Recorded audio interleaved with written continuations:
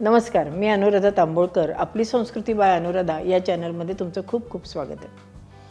आपण आपल्या ह्या चॅनलमध्ये अनेक गोष्टींबद्दल माहिती घेत असतो. कारण हल्ली काय झालं आहे की सगळेजण कामानिमित्त बाहेर असतात आणि मग ज्यावेळेला एखादं कार्य, लग्न, मुंज ठरते त्यावेळेला काही गोष्टी आपल्याला काय करावं ते सुचत नाहीत.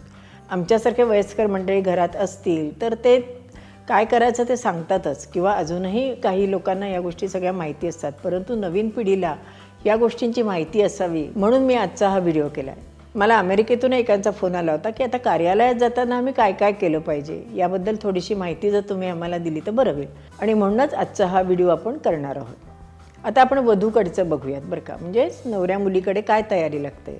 बहुतेक वेळेला आपण लग्नाच्या आदल्या दिवशी कार्यालयात जात असतो, परंतु काही वेळेला लग्न ज्या दिवशी असतं त्या दिवशी सुद्धा सकाळी कार्यालयात जातात. पण ज्या वेळेला आपण कार्यालयात जातो म्हणजे वधूकडची माहिती सांगते मी आता की ज्यावेळेला आपण कार्यालयात जातो तर त्यावेळेला आपण काय काय करायचं असतं. तर पहिली गोष्ट सगळं सामान जे असेल ते आपण आपल्या कोपऱ्यात ठेवून आपण त्याची पूर्ण तयारी केलेली असते.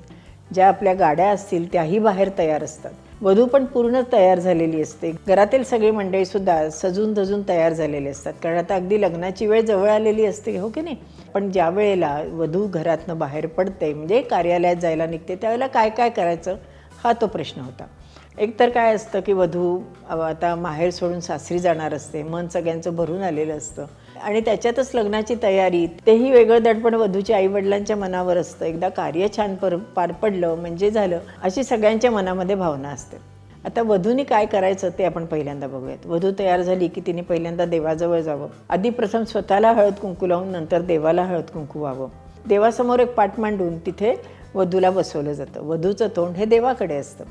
नंतर वधूची आई वधूला हळद कुंकू लावते आणि तिला पेढा म्हणा, बर्फी म्हणा, करंजी खाऊ घालते. नंतर तिची ओटी भरते. खरं म्हणजे अशा वेळेला वधूचं, वधूच्या आईचं किंवा आजूबाजूला ज्या सगळ्या बायका असतात किंवा सगळेच मंडळी असतात त्यांचं मन खूप भरून आलेलं असतं. आज वधूची ओटी भरताना तिची लेक म्हणून ही शेवटची ओटी असते. कारण आता पुढच्या वेळेला येणार ती त्यावेळेला ती दुसरे सून म्हणून किंवा माहेरवाशीण म्हणून येणार असते. त्यामुळे पुन्हा आपण ज्या वेळेला तिची ओटी भरणार ती माहेरवाशीण म्हणून तिची आपण ओटी भरणार असतो.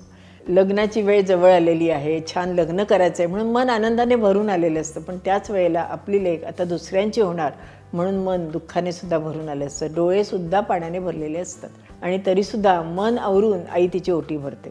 ओटी भरून झाल्यानंतर वधूने सगळ्यांना नमस्कार करायचा. प्रथम देवाला, घरातील मोठ्या माणसांना आणि मुख्य म्हणजे आपल्या घरात जे दिवंगत मंडळी असतात त्यांच्या जिथे फ्रेम लावले असतील त्यांनासुद्धा नमस्कार करायचा असतो.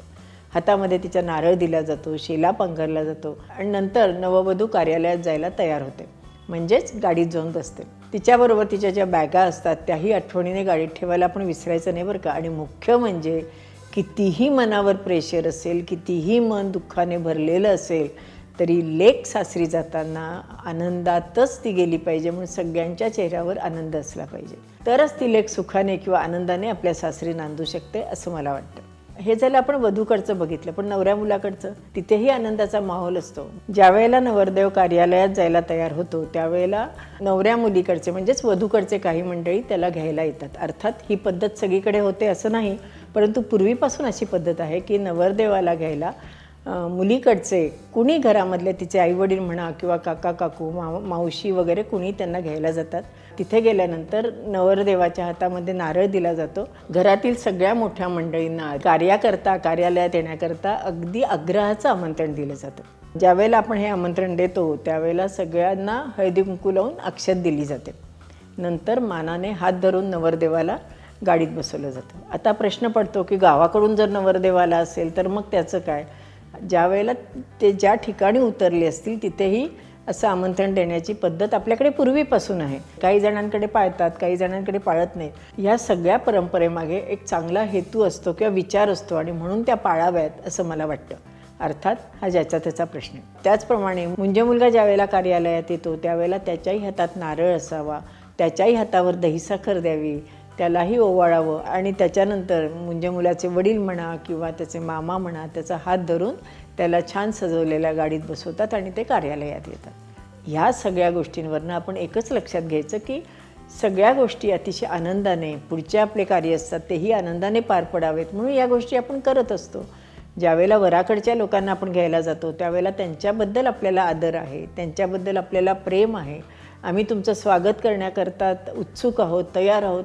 हे सगळं करण्याकरता आपण त्यांच्या घरी जाऊन किंवा ते जिथे उतरले असतील तिथे जाऊन त्यांना अतिशय मानाने, आदराने कार्यालयात घेऊन येतो. हाच त्यामागचा एक अतिशय छान हेतू आहे असं मला वाटतं.